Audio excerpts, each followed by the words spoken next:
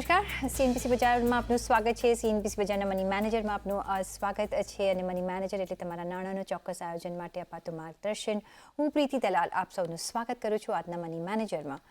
તાજેતરમાં જ સેબીએ એમફીને small cap અને મિડ કેપ માટે એમફીને સ્ટ્રેસ ટેસ્ટ લેવાનું કહ્યું છે, અને જેનાથી જાણી શકાય કે તમે કેટલો જલ્દી તમારી મિડ કે સ્મોલ કેપની પોર્ટફોલિયો સેલ કરી શકો છો. શા માટે આવા નિર્દેશનની જરૂર પડી છે? શું રિટેલ રોકાણકારે સાવધાન રહેવાની જરૂરિયાત છે? શું આવા પગલાંથી રિટેલ રોકાણકારને કોઈ ફાયદો થશે? આ અંગે આજે આપણે ચર્ચા કરીશું, અને આ ચર્ચામાં આપણી સાથે જોડાયા છે ટ્રાન્સેટ કન્સલ્ટન્સીના ડિરેક્ટર ઇન્વેસ્ટમેન્ટ કાર્તિક ઝવેરી. કાર્તિકભાઈ, ઘણું સ્વાગત છે. જે રિસન્ટલી આપણે જોયું કે જે સેબીએ એક કન્સર્ન વ્યક્ત કર્યો છે ને એના માટે આ એક નિર્દેશન આવતા આપણે જોઈ રહ્યા છીએ. એ પણ જોયું છે કે અહીંયા આ સેગમેન્ટમાં હવે એટલું બધું ઇન્ફ્લો આવી રહ્યું છે ફંડનું, તો એક લિક્વિડિટી પોઈન્ટ ઓફ વ્યૂ તો ઇટ્સ ગુડ, પણ પછી જો કોઈ પ્રોબ્લેમ થાય છે તો શું એ એક કન્સર્ન છે? ઘણા બધા ફંડ હાઉસે અહીંયા રોકાણ ઇન્ફ્લો લેવાનું બંધ કર્યું છે, ઇન્વેસ્ટમેન્ટ લેવાનું બંધ કર્યું છે. શું કઈ જાતનો કન્સર્ન છે અને શા માટે આ સ્ટ્રેસ ટેસ્ટ? બિકોઝ સ્ટ્રેસ ટેસ્ટની જ્યારે વાત કરીએ તો આપણે હેલ્થ ઓરિએન્ટેડ સ્ટ્રેસ ટેસ્ટ જાણીએ છીએ, પણ આ સેગમેન્ટમાં જ્યારે સ્ટ્રેસ ટેસ્ટ લેવાનું કહેવામાં આવ્યું છે, કઈ રીતના આપણે સમજવું જોઈએ? સાચી વાત છે. Stress test normally health related activities હોય છે. તો આ છે તો આપણા સ્મોલ કેપ અને મિડ કેપની હેલ્થ કેવી છે અને હેલ્થ સારી રહેશે કે નહીં એ જાણવા માંગે છે સેબી. પણ આમાં થયું શું કે જે ધૂમ જોયેલી આપણે લાસ્ટ યરમાં 2023માં, અને એને કારણે વેલ્યુએશન એટલા બધા અત્યારે મોંઘા થઈ ગયેલા, એટલે સેબીએ એવી રીતે એક નિર્દેશ આપ્યો એમફીને, અને એમફી દ્વારા નિર્દેશ મળ્યો બધા મ્યુચ્યુઅલ ફંડ્સને કે તમે જે તમારી પાસે જે સ્મોલ કેપ ને મિડ કેપના બધા ફંડ્સ છે એમાં એક જાતની અમને એક લિક્વિડિટી ટેસ્ટ આપો, કે દાખલા તરીકે તમારે જો તમારા પોર્ટફોલિયોનો 30% કે 50% તમારો પોર્ટફોલિયો વેચવો પડે, અને એ કેવી પરિસ્થિતિમાં કે માર્કેટમાં સડનલી એક જાતનો મંદીનો માહોલ થઈ જાય, કંઈક બહુ ખરાબ ન્યૂઝ આવી જાય, ગ્લોબલ ન્યૂઝ હોય કે પછી આપણા લોકલ ન્યૂઝ હોય, નેશનલ ન્યૂઝ હોય, કોઈક એવી વસ્તુ થાય કે કોઈક એવી ઘટના ઘટે કે જેને કારણથી માર્કેટ પડવા માંડે. તો એવી પરિસ્થિતિમાં જો તમને ઘણું બધું રિડેમ્પશન પ્રેશર આવી જાય, એટલે ઘણા બધા લોકો લઈને બહાર નીકળવાની કોશિશ કરતા હોય, તો એવી પરિસ્થિતિમાં તમે અટવાઈ ન જાઓ અને તમને લિક્વિડિટીનો પ્રોબ્લેમ ના આવે. એટલે તમે જ્યારે શેર વેચવા નીકળો ત્યારે એવું ન થાય કે બધી ડાઉન સર્કિટ જ હોય ને કોઈ ખરીદવા વાળું જ નથી, તો મ્યુચ્યુઅલ ફંડ પણ અટકી જાય, ને પછી તમારે ઇન્વેસ્ટર્સને કેવું પડે કે હવે જરા 2 અઠવાડિયા કે 2 મહિના ઉભા રહી જાઓ, જ્યારે થોડી લિક્વિડિટી અને પરિસ્થિતિ બેટર થશે ત્યારે પૈસા આપશું. એટલે એવી પરિસ્થિતિ ના થાય એના માટે આ નિર્દેશ આપવામાં આવેલા કે દર 15 દિવસે આ ટેસ્ટ કરો અને આનો રિપોર્ટ તમે પબ્લિશ કરો કે તમે કેટલા વખતમાં કે કેટલા સમયમાં તમારો પોર્ટફોલિયોમાંથી તમે લિક્વિડેટ કરી શકો છો. એટલે એ પ્રમાણનો એક આ રિપોર્ટ હતો, એટલે એને આ સ્ટ્રેસ ટેસ્ટ કહેવામાં આવે છે. ઓકે, તો જો કોઈ અનટુવર્ડ ઇન્સિડન્સ થાય છે તો તમે આ પોર્ટફોલિયો તમે જો વેચવા જાઓ તો તમે લિક્વિડેટ કરી શકશો કે નહીં, આ બધા પાસાઓ આપણે આ સ્ટ્રેસ ટેસ્ટથી જાણવા મળશે. એટલે કેટલું જોખમ આગળ બની શકે છે એ મે બી આ સ્ટ્રેસ ટેસ્ટ સિગ્નિફાઈ કરશે, અને આપણે શું એ પ્રમાણે પગલાં લેવા જોઈએ કે કેટલા સચેત રહેવું જોઈએ, મે બી એ હેલ્પ કરવાની કોશિશ કરી રહ્યા છે. પણ તમારા મતે કઈ રીતના આ જે ટેસ્ટ છે કે રિપોર્ટ જે બહાર પડશે એ ઇન્વેસ્ટરને હેલ્પ કરી શકે છે? આ રિપોર્ટનો ઉદ્દેશ્ય તો એ છે કે ઇન્વેસ્ટરની પ્રોટેક્શન માટે પબ્લિશ થાય, એટલે મ્યુચ્યુઅલ ફંડ એનો પોર્ટફોલિયો કેટલો જલ્દી વેચી શકે છે, જેનાથી બાય ચાન્સ જો ઇન્વેસ્ટરે રિડેમ્પશન માંગ્યું તો એને રિડેમ્પશન મળી જાય, એનું રિડેમ્પશન ઓનર થઈ જાય, right? So that is the whole logic. હવે એને કારણે જ્યારે માર્કેટ જ્યારે પડતું હોય છે, એકચ્યુઅલી એવો એક દાખલો લઈએ, જ્યારે પડતું હોય છે માર્કેટ ત્યારે એટલું જોરથી પડે છે અને એટલું સ્પીડમાં પડતું હોય છે કે બધાને પોતપોતાનું રિડેમ્પશન લઈને બહાર નીકળવું હોય છે.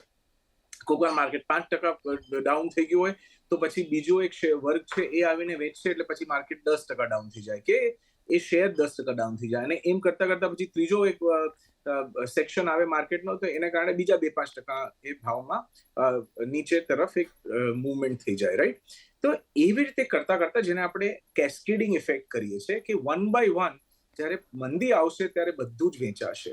આપણે ઓલવેઝ ઇન્વેસ્ટર્સને કહેતા હોઈએ છીએ કે ગમે ત્યારે તમે શેર બજારમાં 5-15%, 20%નું તો એક્સપેક્ટેશન માનીને જ ચાલો, કે તમે આજે ઇન્વેસ્ટ કરીને કાલે બજાર પડી જશે. એટલે એવું તો ઓલ ધ ટાઈમ થાય છે. આપણે એ પણ કહેતા હોઈએ છીએ કે સ્મોલ કેપના જો તમારી પાસે શેર્સ છે ડાયરેક્ટલી, તો એમાં કદાચ 20 થી 30 થી 40% સુધી પણ ફોલ થઈ શકે. એટલે એ તૈયારી આપણે રાખવા જેવી છે, કારણ કે આ તો એનું નેચર છે, આ એનું જોખમ, એનું ઇનહેરન્ટ નેચર છે, રાઈટ? તો એના માટે આપણે આ ફોલથી બચી નથી શકવાના. પણ એટ ધ સેમ ટાઈમ મને એવું નથી લાગતું કે રિડેમ્પશનનો કોઈ વધારે પ્રેશર આવશે. એટલે હું એમ કહું છું કે આ જે નિર્દેશ છે સારા છે, પણ એનું રિયલી એનું કોઈ એકચ્યુઅલી એનું ઇમ્પેક્ટ થશે, I don't think so.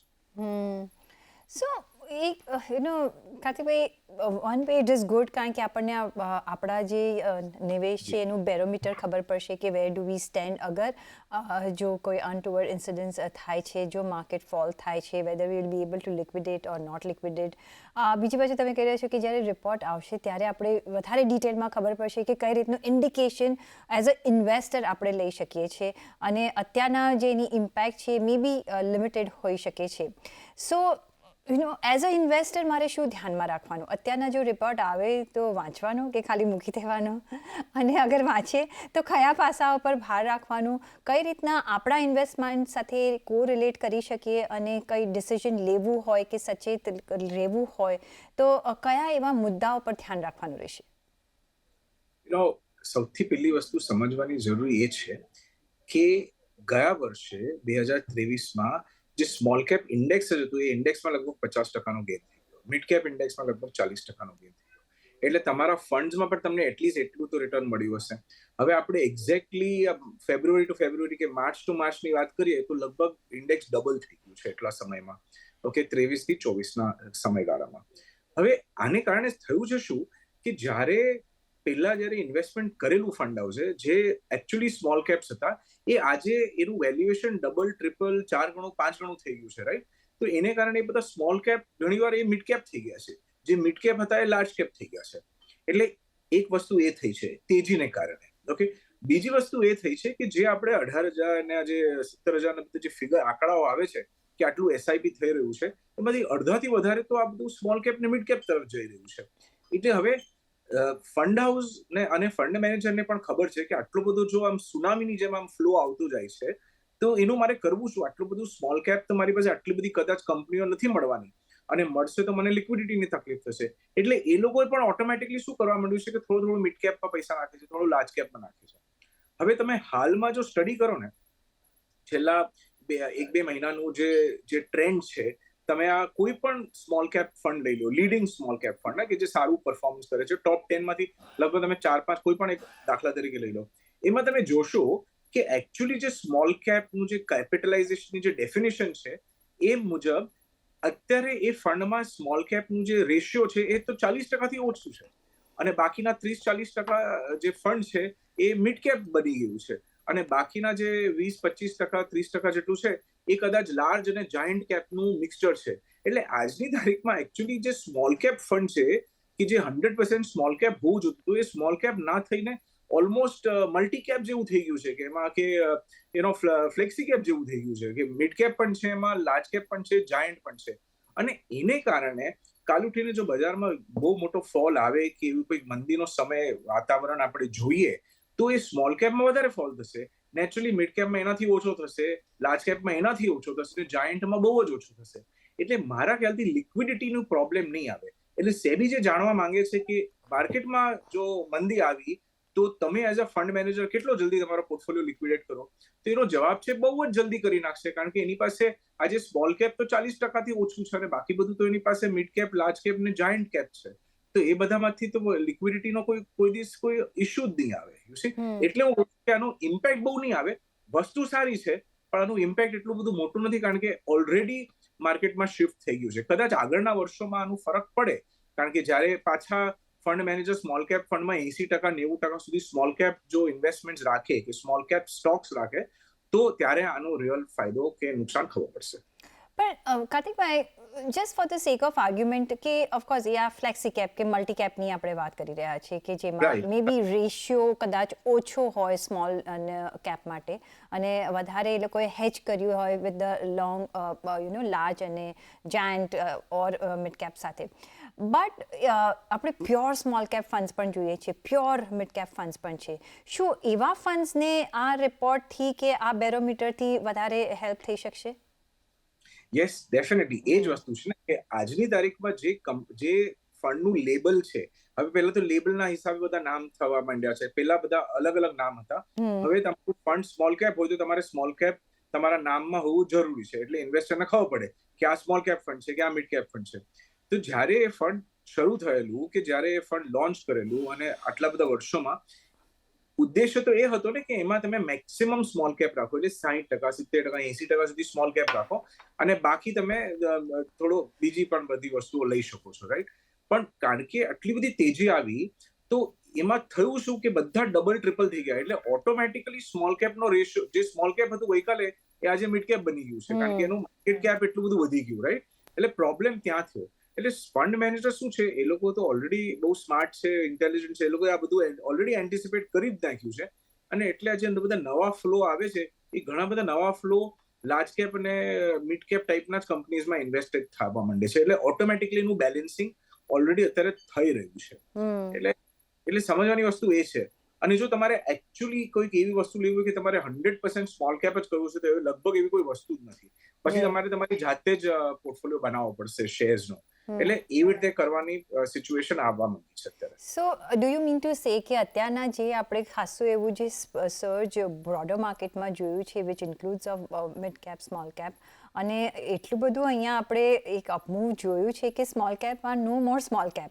May B small cap કદાચ એક્ઝિસ્ટ જ નથી થતું એમ પણ આપણે કહી શકાય કારણ કે they have gone 1 degree up અને મિડ કેપ થઈ ગયા છે mid cap are little larger thing largers have become little giant thing may be large કેપમાં એટલું બધું મૂવમેન્ટ નહીં હોય So, as a fund house, what they can do, because of course they are smarter people અને returns આપવાના છે ઇન્વેસ્ટરને નહીં તો એમના થ્રુ કોઈ ઇન્વેસ્ટ નહીં કરે એટલે ઓફકોર્સ એ લોકો એમની જાતને સિક્યોર રાખશે from the point of view of themselves અને investor point of view so fund house કઈ રીતના અહીંયા કામકાજ કરી શકે છે કઈ રીતના એમને હેલ્પ થઈ શકે છે આ રિપોર્ટથી સી ફંડ તો એક જાતનું ફંડ મેનેજર માટે it's a compliance fund house કે તમને આ આદેશ આવ્યો છે કે તમારો પોર્ટફોલિયો જો તમારે વેચવો તો તમે કેટલા દિવસમાં વેચી શકો તો મારા ખ્યાલથી આજે બધા સ્ટ્રેસ ટેસ્ટના જે બધા રિપોર્ટ આવશે ને જે આપણે જોશું એમાં એ લોકો લખશે કે આ પોર્ટફોલિયો અમને વેચવા માટે કદાચ 5-6 દિવસથી વધારે નહીં લાગે કદાચ અમને 10 દિવસ લાગશે એટલે એવા બધા જવાબ આવશે કારણ કે અત્યારે percentage of large cap mid cap બહુ બધા વધી ગયા છે આ સ્મોલ કેપ ફંડ્સમાં એટલે મને નથી લાગતું એમાં તકલીફ થશે બીજી વસ્તુ શું છે કે આટલું બધું ડિમાન્ડ છે એટલે ઇન્વેસ્ટરનું ડિમાન્ડ છે હજી પણ પૈસા આવી રહ્યા છે સ્મોલ કેપમાં પણ એટલી બધી નવી કંપનીઝ કે જે નવા આઈપીઓઝ ને બધા થાય છે એટલે નવી કંપનીનું એટલું બધું સપ્લાય નથી પણ છતાંય જે કંપનીના આઈપીઓ 3 વર્ષ 4 વર્ષ પહેલા આવેલા કે જ્યારે એ આઈપીઓ વાળી કંપની હતી અત્યારે થોડી સ્ટેબલ થઈ ગઈ છે એના કેશ ફ્લો જરા ઇમ્પ્રુવ થઈ ગયા એ લોકોએ જૂના લોન ને બધું જે આપી દીધું પછી જો એમાં ગ્રોથ વ્યવસ્થિત થતો હોય ને તો ત્યારે ફંડ મેનેજરને નવી કંપનીઝમાં ઇન્વેસ્ટ કરવાનો એક અવસર મળી શકે છે એટલે એ પણ થતું રહેશે એક સાઈડ ઉપર અને બીજી સાઈડ ઉપર એ લોકો રિસ્ક મેનેજમેન્ટ માટે લાર્જ કેપ ને બધું પણ બાય કરે છે એટલે લિક્વિડિટીનો પ્રોબ્લેમ નહીં આવે અને જે લોકોનો રિપોર્ટ આવશે એ સરસ મજાનો રિપોર્ટ આવશે કે અમારો પોર્ટફોલિયો અમારે લિક્વિડેટ કરવો હોય તો અઠવાડિયામાં 10 દિવસ 15 દિવસમાં કરી શકે છે અને એ જ રિપોર્ટ સતત આવતો રહેશે એટલે મને નથી લાગતું કે ફંડ મેનેજરને પણ બહુ ફરક પડશે અને એઝ એન ઇન્વેસ્ટર તો સૌથી મોટી વસ્તુ એ છે કે તમારે તમારા ફંડ મેનેજર ઉપર તમારા જે એડવાઇઝર છે જે તમારા પ્લાનર છે જે તમારા કન્સલ્ટન્ટ છે એની પર વિશ્વાસ રાખો કે એ તમને સારી જગ્યા ઉપર સરસ રીતે ઇન્વેસ્ટ કરાવે છે અને પછી પ્રોફેશનલ લોકો એ લોકોનું કામ કરતા રહેશે તમે તમારું કામ કરતા રહો એટલે that's the best philosophy you know yes અને એ જ ફિલોસોફીથી આપણે રહેવાનું છે પણ એક વધારે મારે અહીંયા ક્વેશ્ચન પૂછવો છે કાર્તિકભાઈ ઇફ માર્કેટ ફોલ થાય છે અને સ્મોલ કેપ જે મિડ કેપમાં જતા રહ્યા છે પાછા સ્મોલ કેપ ઝોનમાં આવી જાય છે એટલું બધું સપોઝ ધોવાણ થાય છે પણ એઝ અ ઇન્વેસ્ટર બિકોઝ આ મલ્ટી કેપ હશે અને ફ્લેક્સી કેપમાં જે ફંડ હાઉસીસે રોકાણ કર્યું હશે અત્યારના રિટર્ન્સ વીઝ ત્યારે એવો કોઈ આવે છે ફોલ, તો એ રિટર્નમાં કેટલો ફેરફાર હોઈ શકે છે, કેટલો ફેર હોઈ શકે છે? બિકોઝ આપણે જ્યારે આ વાત કરી રહ્યા છીએ, મે બી એક પેનિક ન થવું જોઈએ from the point of view of investor. That's why I am asking this question. So જે રીતે ફ્લેક્સી કેપમાં જે ફોલ આવશે એ ફોલ સ્મોલ કેપ થી ઓછો આવશે. એટલે મંદી ફોર એક્ઝામ્પલ, તો ફ્લેક્સી કેપમાં સમજો 10% નુકસાન થયું, તો સ્મોલ કેપમાં કદાચ નુકસાન 15 થી 17%, 20% નુકસાન થઈ શકે, રાઈટ? એ જ રીતે જ્યારે તેજીનો સમય આવશે, તો જો ફ્લેક્સી કેપમાં 10%નું રિટર્ન થશે, તો સ્મોલ કેપમાં કદાચ 15 થી 20%, 25%નું પણ રિટર્ન થઈ જાય. એટલે એ રીતે ફેરફાર થશે. એટલે ઓલવેઝ સ્મોલ કેપ અને મિડ કેપમાં રિટર્ન્સ વધારે મળશે, પણ એમાં વોલેટિલિટી પણ વધારે આવશે. એટલે જ્યારે ખરાબ સમય આવશે ત્યારે બહુ જલ્દી પણ નીચે જશે. એટલે એ તો આપણે ઓલવેઝ ખબર છે. એટલે આપણે આપણા બધા પૈસા તો ઓલવેઝ નથી નાખતા, ને આપણે ડિસ્ટ્રીબ્યુટ કરીને જ નાખતા હોઈએ છીએ. હવે શરૂઆત કરીશું દર્શકોના સવાલોના જવાબ સાથે. પહેલો જે સવાલ આવી રહ્યો છે, કાર્તિકભાઈ આવી રહ્યો છે વરુણ વાસણવાલાનું.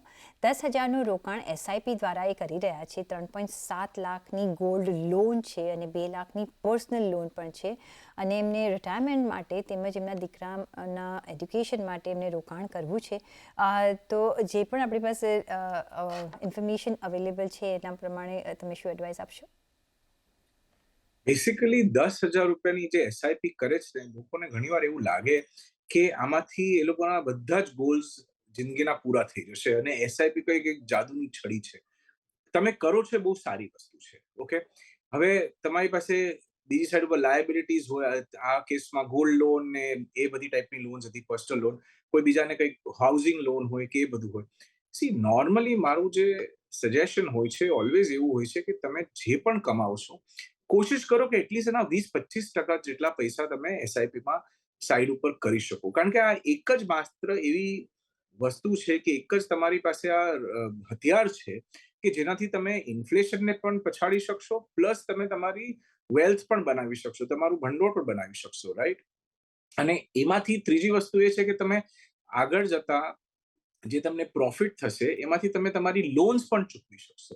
એટલે તમે છે ને આને બહુ કોન્ઝર્વેટિવ સમજીને 10,000 રૂપિયા કરો કે 2,000 રૂપિયા, 5,000 રૂપિયા કરો, જ્યારે તમારી પાસે ક્ષમતા હોય 25,000 કરવાની, તો તમે એકચ્યુઅલી ત્યારે રોંગ વસ્તુ કરી રહ્યા છો. કે મને લાગે કે હું 10,000ની એસઆઈપી કરું ને 5 લાખ રૂપિયા ફિક્સ ડિપોઝિટમાં રાખું, તો ધેટ ઇઝ રોંગ. એના કરતા તમે 10,000ની રિકરિંગ કરો ને 5 લાખ રૂપિયા એસટીપી દ્વારા મ્યુચ્યુઅલ ફંડમાં નાખો, તો તમારી ધન વૃદ્ધિ ફાસ્ટર થશે અને ઘણી વધારે થશે. પણ લોજિકલી લમસમ પણ નાખો એસટીપી ના માધ્યમથી, અને એસઆઈપી પણ કરતા રહો. થાય એટલું વધારે એસઆઈપી કરો, તો આ બધું રિટાયરમેન્ટ ને બધું થશે. આજના જમાનામાં બહુ સિમ્પલ તમને રૂલ ઓફ થમ કહું ને, તો તમારે જો 25,000ની ઇન્કમ જોતી હોય પોસ્ટ રિટાયરમેન્ટ, તો અત્યારે તમારે લગભગ 30,000 થી 35,000નું સેવિંગ કરવું પડશે, જેનાથી એક ભંડોળ બચશે, અને એમાંથી જે તમને કેશ ફ્લો નીકળશે એમાંથી તમે ટેક્સ આપશો, અને પછી બાકીના પૈસા તમને અત્યારની લાઈફસ્ટાઈલ માટે મેચિંગ થશે.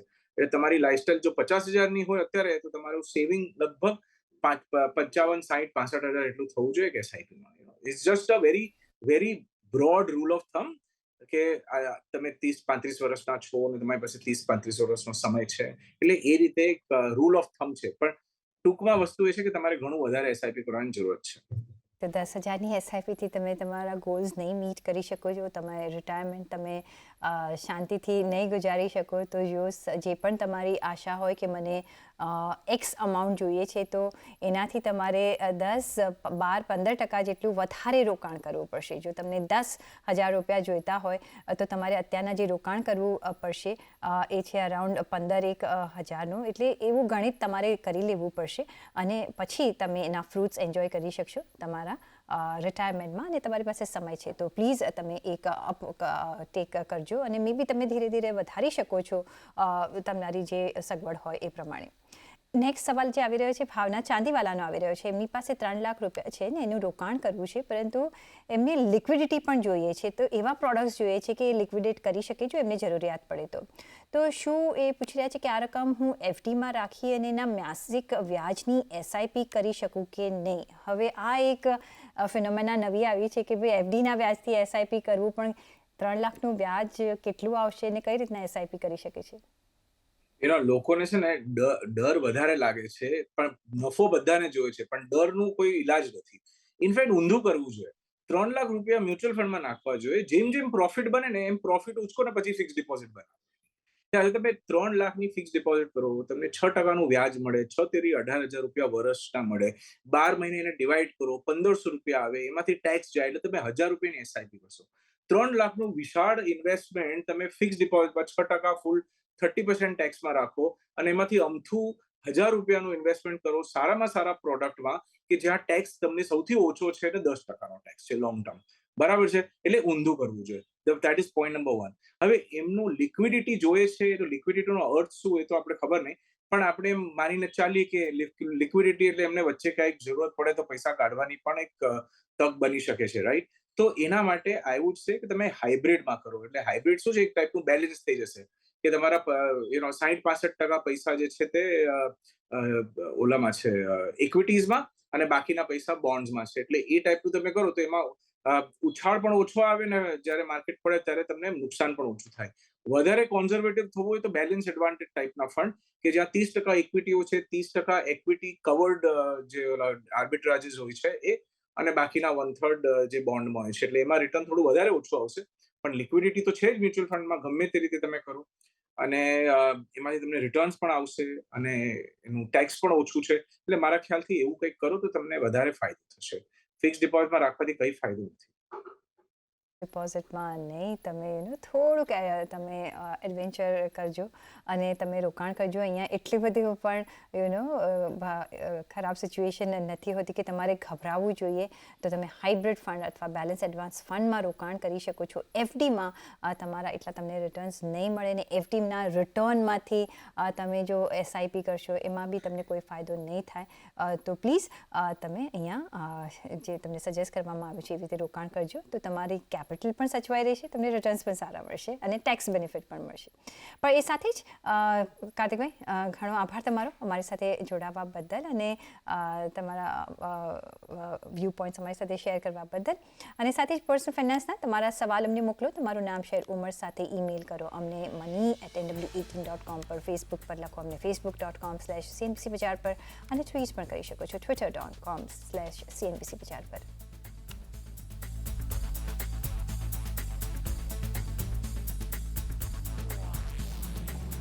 અને સાથે જ મની મેનેજરના એપિસોડમાં બસ અત્યારે આટલું જ. પાછા મળીશું નેક્સ્ટ એપિસોડમાં. ત્યાં સુધી આપશો રજા. નમસ્કાર.